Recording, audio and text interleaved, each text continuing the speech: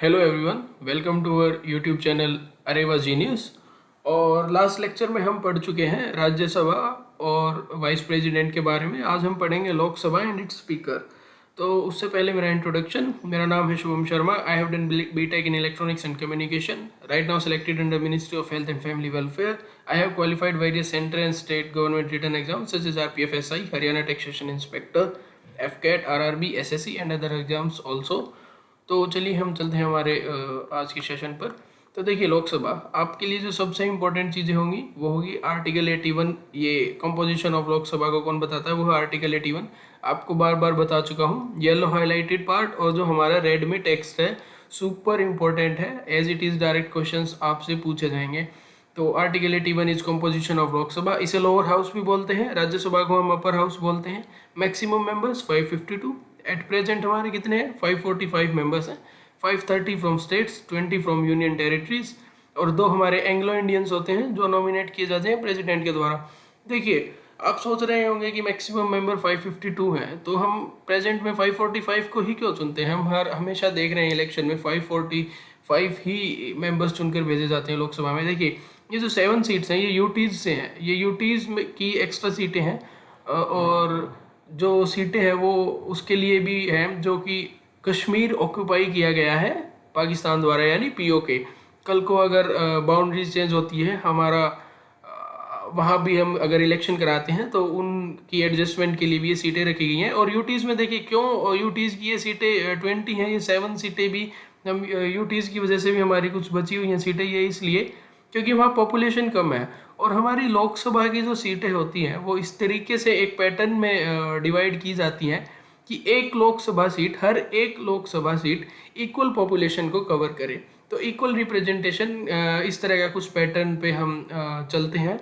तो इसीलिए ये सीटें हमारी वैकेट रखी जाती है ताकि future, in case of future adjustments, कल को कोई बाउंड्री चेंज होती है या कुछ भी होता है, कुछ सर्कमस्टांसिस होते हैं, तो हम इन्हें रखें।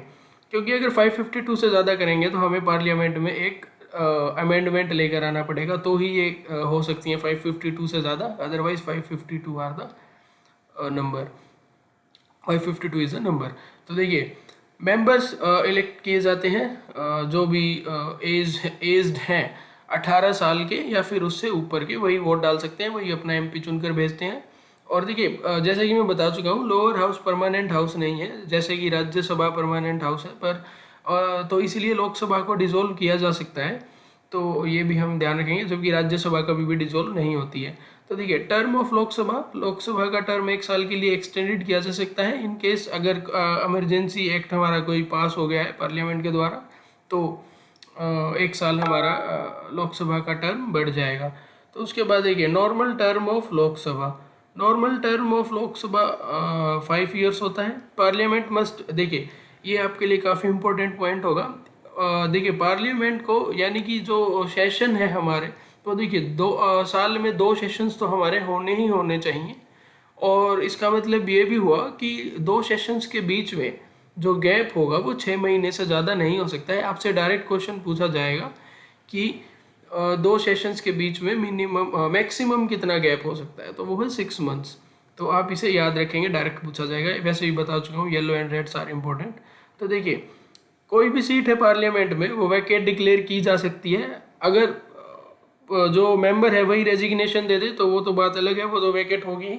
लेकिन अगर कोई भी मेंबर है वो अब्सेंट है सभी मीटिंग्स से हाउस की for a period of 60 days without permission, तो तब भी वो वैकेट की डिक्लेयर की जा सकती है। ये आर्टिकल 101 बताता है हमें।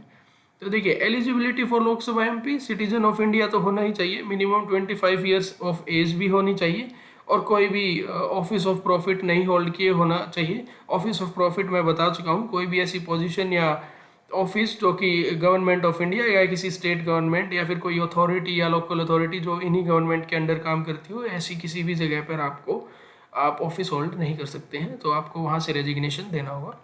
उसके बाद देखिए, speaker and deputy speaker of Lok Sabha.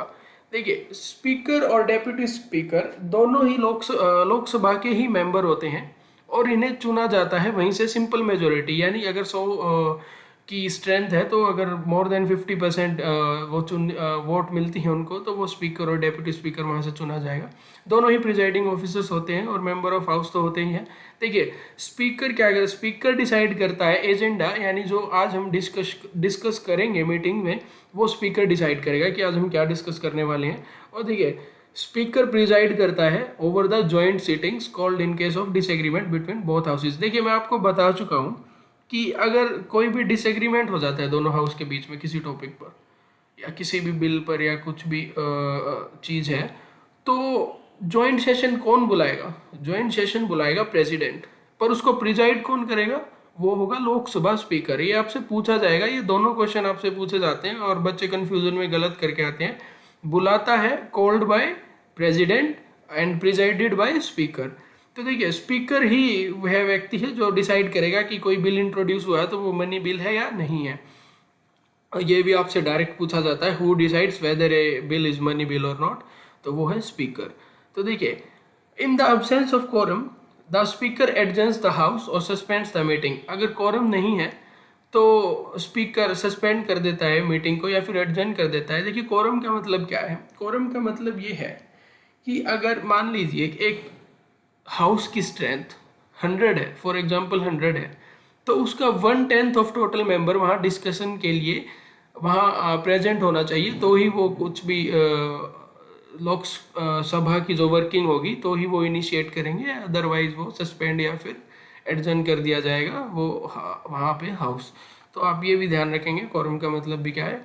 तो बस आज तो देखिए अभी देखिए स्पीकर के और क्या काम है, maintains discipline and decorum in the house. Discipline और डेकोरम बना के रखते हैं वो।